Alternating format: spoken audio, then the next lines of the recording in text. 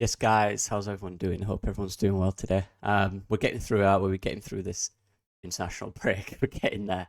Another another squad video today. I want to get to know them. I want to really analyze and deep dive the squad, what they're capable of, how good they are, what each individual is good at. You know what I mean? I really want to get into it. So here we are. In this one, I'm comparing this squad and last season's squad and asking, is it better? Is it better suited to win the league? Is it better than the last one? Does Daniel Fark have better tools at his disposal to win? So similar to the other one, but very different because we're comparing the two and how that competes in this league. So yeah, let's get into it. The first bit is goalkeeper, and it's very similar. It's the same number one, the same number two, and a different third. Six. Both six out of 10. I think it's decent. I think it's fine. I think it's pretty good. It's fine, whatever. Next. Nothing to talk about there, really, is there? Right, I'm going to make my head real small so you can see the players, but I'll pop me in the middle. Look at that, isn't that funky? Anyway, so 23-24 season and the 24-25 season. Now, I've gone for the main ones who actually featured. I've not gone for players who can play there. That makes sense. I've gone for the players who are that's their main position. Right, I think that's fair. And I'll talk about the guys who can play in other positions later on. That's another section. But Joe Rodon and Pascal Struijk last season were the main partnership before Struijk's injury. They'd played the most of the season together again before Struijk's injury. And that is the same this year.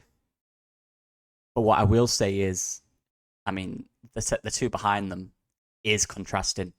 So you had Charlie Creswell, who obviously we all knew, we all saw had potential, could play, but wasn't trusted by the manager. And then since left. And Liam Cooper, who was the captain, where he wasn't necessarily at the top level in terms of ability in the last few years of his career, he is the club captain. And having a guy like that at any club is vital, trust me. It's so important. So that definitely brings it up based on the leadership side of it. Whereas you look at this one, I think the calibre is better. You've got three very high caliber centre backs, which they are, in Wöber, Struijk, and Rodon. Very good. But then the fourth option is a young guy, kind of like Creswell. But you're asking, will he even play?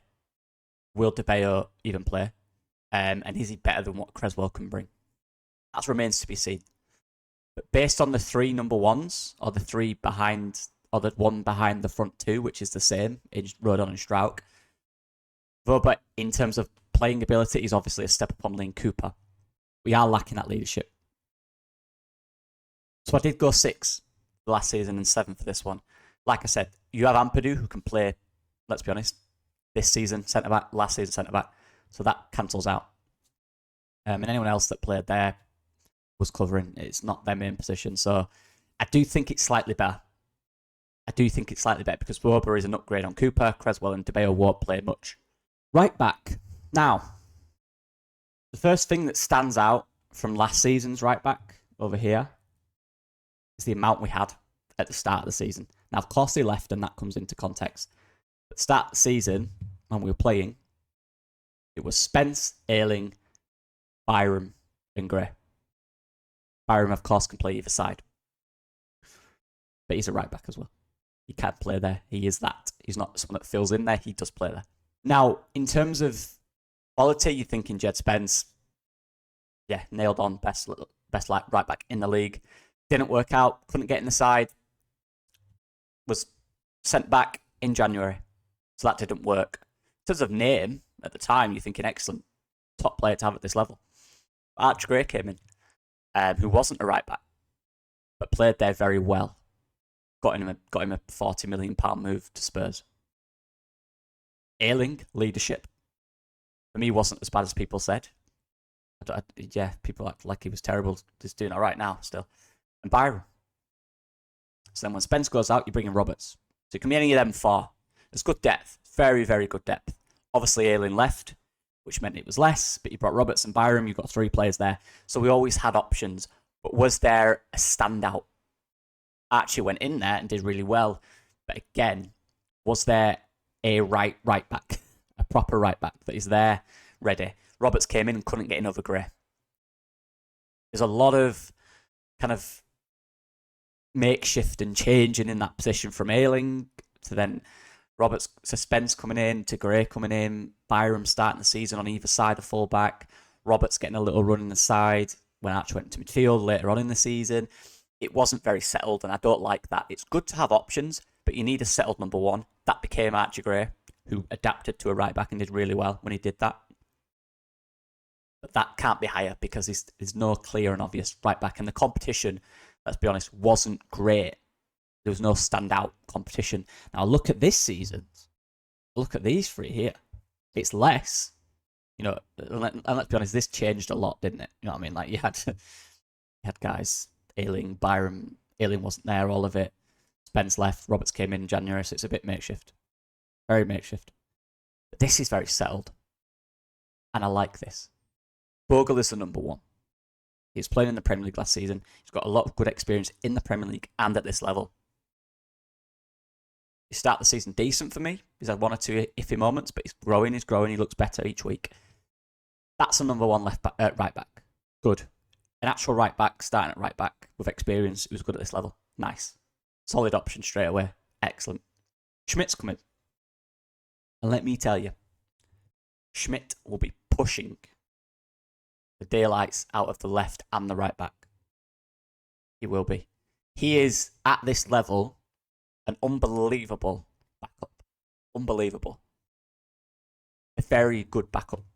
One who could arguably play for most other championship sides, starting, nailed on. I genuinely think he's that good.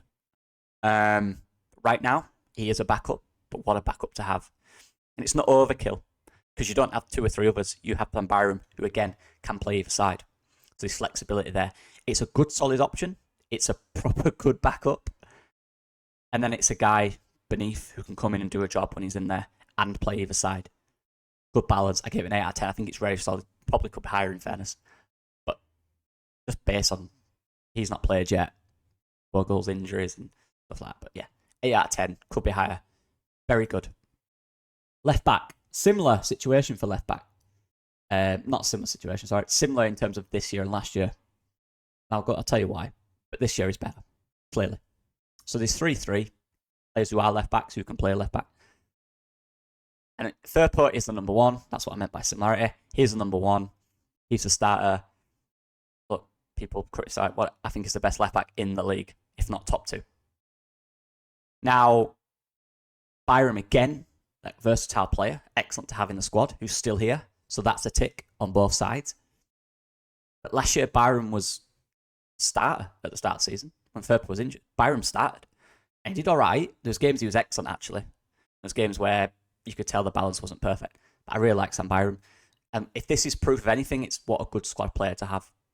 That's how important they are. Because if you take them out of the picture, you're looking very short. Same for Schmidt.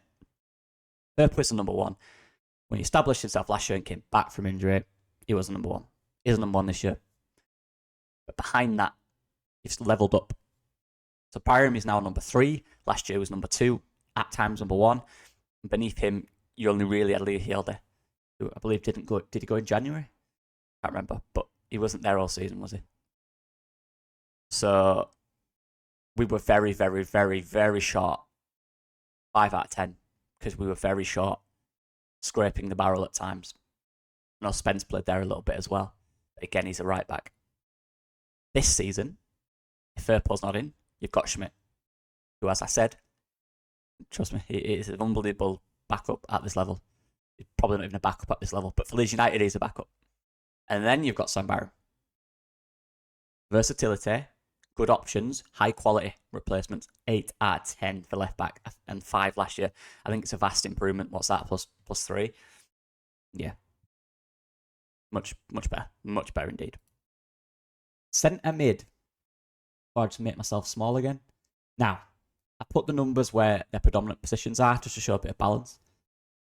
Now, the top 2 lines on each side are the same. Of course, you've got Gruev and Ampadu. And I've got 8 and 8 out of 10 each. Because he gets criticism. But I really liked Glenn Kamara. There was not that attacking output, but I think that the balance of the squad was too kind of defensive, and then And yeah, it wasn't balanced enough for this last year. It was very unbalanced, to be honest. Unbelievable talent players, but very unbalanced, and that affected Kamara's forward play for me.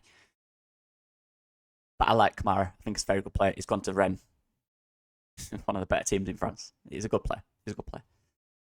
Ampadu Gruev, excellent. And Archgray, when he played there. That's a very good four. That is a very good four in the Championship. Let's not be silly. A very, very good four. It's missing certain attributes. It's missing goal output. It's missing final third output. Yes. That's why it's an 8 and not a 9 or 10. Because it isn't balanced in that sense. You've got two predominant sixes. You've got a deep 8 who is very good on the ball, but didn't, for whatever reason, really provide output in the final third. And Archie who played most right back, but is more box to box, but again, didn't have the crazy output in the final third. Chose to give it to wingers more often than not. This year, you got the same two guys. Gruev playing a bit more advanced, but again, isn't an 8, he is a 6. Rothwell has that output a little bit more. Has that forward, I can't say the word impetus. That's the one. I've got it, yeah. He's got that, hasn't he? He progresses the ball more. He likes to go forward. He doesn't like to hold possession and just go back. He's always looking to go forward. Good squad player. Very good squad player. And then Tanaka, who we've not seen much of, but had the joy of watching for the last 18 months. 2 years, really. Top player. And he's exactly what we don't have. He will do all the things Kamara did.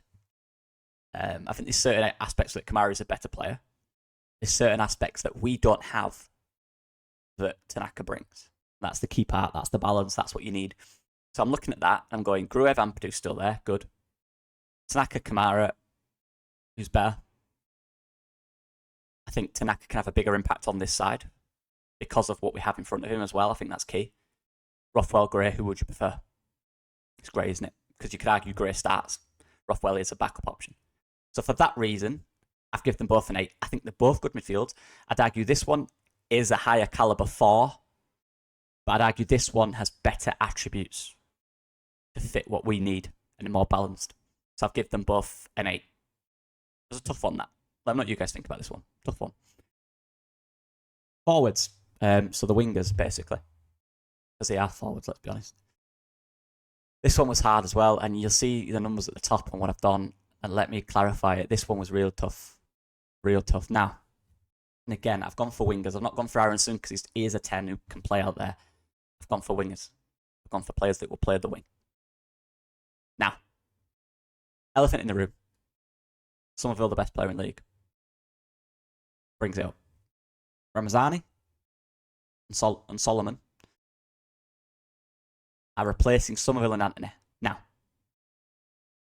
we go starts. Is Solomon better than Somerville?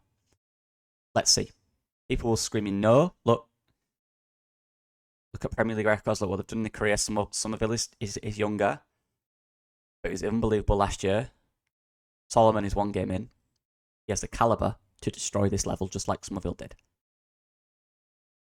But if it is a downgrade, I think it's very minimal. If it is, I'm not even convinced it is.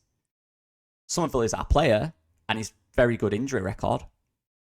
Solomon isn't, and has a bad injury record. So that probably brings it on Somerville. And Somerville's done it. We don't know Solomon yet. We'll find out. But he's done it. He's done it at higher levels than Somerville. It's a hard one. It is a hard one when you deep it. But Somerville's unbelievable. Best Premier League last year. Nonto and Nonto, same player. I think this Nonto looks better. He's starting now. He looks better. He's going to be a key part. And you look at Anthony and Ramazani. Look, I like Anthony. I still do. I don't change my mind on that. I think he's a good player. So then you're looking at Anthony Ramazani. Is Ramazani an upgrade on Anthony? I think in the long run through this season he will be. Anthony didn't play much. I think Ramazani will play more. And based on that, yes. Obviously Anthony's starting for Burnley and he got a great assist on his first game. But Ramazani is one that's going to build into the season. I think when he builds into it, he will play a lot more than Anthony did for us last year. So you could argue that's an upgrade. Dan James is Dan James. He's there, he's still here, he's the consistent. So I give them a 9 because I think the proven ceiling of Somerville and what he was last year is huge and you cannot replace that. But then losing Anthony and Somerville, you had a guy who played everything, every minute, and got unbelievable goals. You got a guy who hardly played and didn't have much goal output. This season, you have Ramazani and Solomon, who's probably not as high, but probably not as low. They'll play more each. And I think Solomon will test Somerville's numbers a bit. But for that reason, and basically the other two are the same, I did give them an even keel. Because I think there's more depth here. Because you have 4 top options that can come off the bench that the manager clearly trusts. And you have options here. And remember, Nonto last year wasn't the same player he was this year. Somerville, who was guaranteed, which didn't really help competition. No matter if he had a bad game, he was always playing, always. Anthony wasn't at the level last season. Obviously went through some personal stuff, which massively, obviously, affected that. It wasn't trusted, was really rushed in when Sinisterra left. I've not put Sinisterra in because he played like 1 game. It's pointless. So, yeah. But I like the balance of this. Again, that word. I do think this is more balanced. Attacking midfield, the number 10. Right. 23, 24, 24, 25. And again, this is players who played there. I'm not putting Nonto in here because he's a winger. Sorry, I'm not putting Nonto in there. I put Nonto in there because he played there, right? He played there this season, so he's in there. That's what I'm saying. I'm not putting Ramazani or Solomon in there because they can play there. No, they've not. Now, as you see, I'll give this season 7 and last season 8. I'll tell you why. In terms of right now, the team that starts, Aronson and Rutter were the number 10s. Aronson started last game. Rutter started last season. Rutter is a better number 10 in that position than Aronson, simply because I think Rutter is an unbelievable talent, an unbelievable player. He's been bought by Brighton for 40 million. At this point in his career, no one's buying Aronson for 40 million, right? I like Aronson. Very good player. I've always liked Aronson. I've always backed him. He's a definite player there. His talent is a joke. I don't think that. But it's a downgrade from Rutter right now. Let's be honest, it is. Rutter was a cheat code at this level. Unbelievable. Too good. 16 assists and 7 goals. Come on. Then you got Pirro and Pirro. And then you've got Nonto Gelhardt. Now you'd argue, obviously, Nonto and Pirro is better than Pirro Gelhardt, clearly. But Nonto isn't a natural 10. And he will play there, but it's not a natural position. Rutter, again, wasn't a natural 10. He was a striker. But he adapted there really well, and he had all the attributes to play there. And he got 16 assists and 7 goals in the league last season. I did give last year's a higher just because I think Rutter is an outstanding talent at that level. I like our balance more here because you've got 3 players who can offer different things.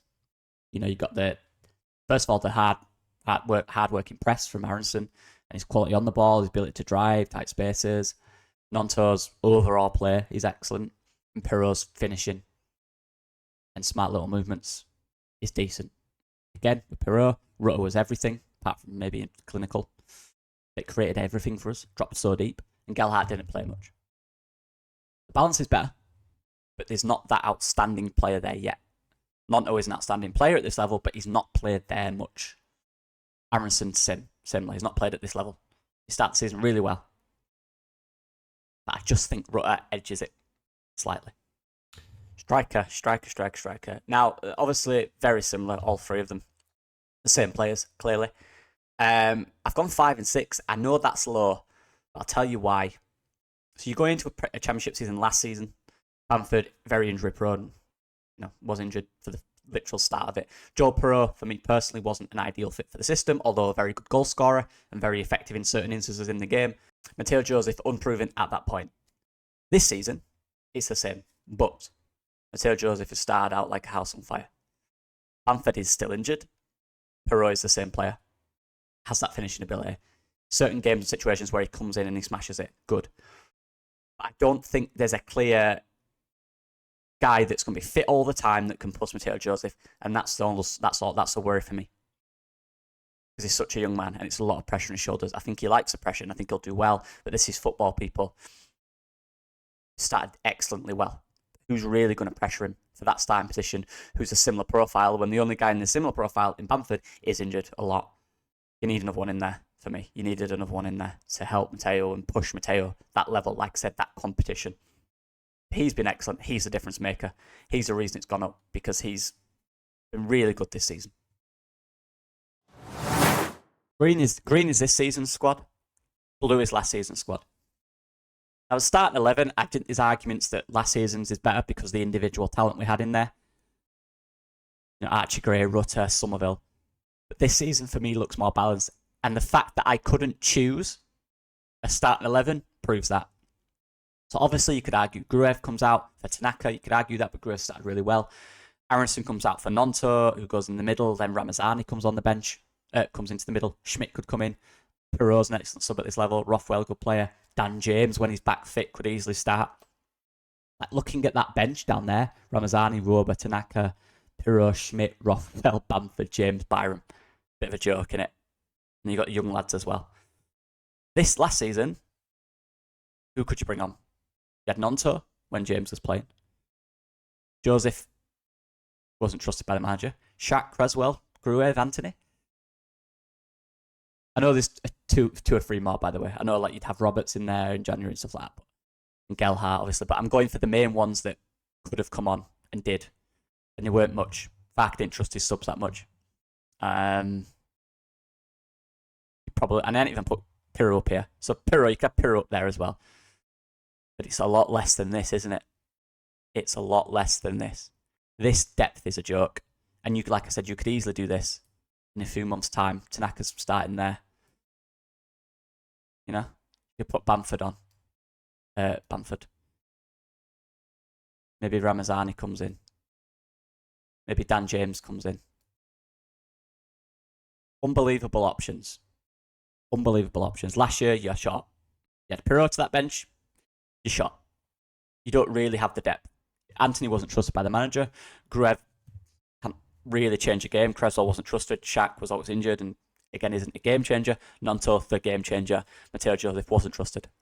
This year, Voba, top Bundesliga defender last year. Very good defender for Bundesliga last year. Gruev, if it is him. If it's Tanaka, great. Pirro, Schmidt, Rothwell, Bamford, Ramazani, Byram, Aronson. It's a joke. So for me, I think we have better depth this year. I think the manager trusts the players more this year. I don't think the individual talent is better this year. I don't. But I do think we're more balanced. And we have more options and more depth. I say balanced because Tanaka, the more guys we've got in the wings, the strike position, Boba on the bench, Schmidt can come in. Yeah. That's what I'll go with. But I think it's better. I think this squad is better. I do. I think it's much better. I think we've got more chance of winning in a 46-game season where you need to change it and you need different options. You don't have the Somerville and the Rutter. You've lost that. That's gone. But you have 4 players in those positions who could equally together match what they brought for me. But yeah, let me know what you guys think. I appreciate all the support as usual. You're all legends, genuinely. Thank you for the guys who did the super chats. I'll reply to you when you're watching this, so thank you so much. It's crazy, man. You don't have to send me money. It does pay for shopping, I can't lie. Shopping and bills, so thank you so much. I'll see you guys in a bit. Bye-bye.